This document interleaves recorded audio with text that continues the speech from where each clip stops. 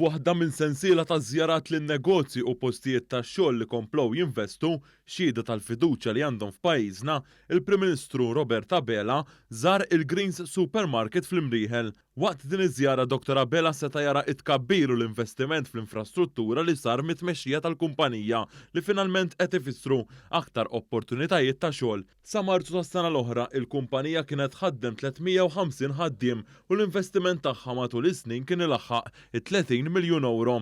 Illum din il-kumpanija tħaddem 600 ħaddiem u l-investiment totali f'makkinarju, riżorsi umani u loġistika imiss 38 miljun euro.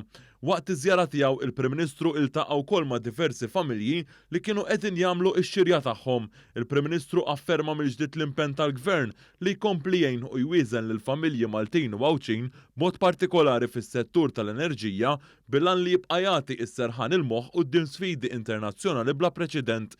Dawn huma deċiżjonijiet li mhux biss iwiesnu l-konsumatur, iżda li jippermettu wkoll lil min iħaddem jippjana biex bekk ikun jista' jibqa' jinvesti u joħloq l-opportunitajiet. Id-Direttur Maniġerjali Joseph Sammut irringrazzja lill-Prim Ministru tal-fiduċja li dejjem wera il-Gvern fis-settur privat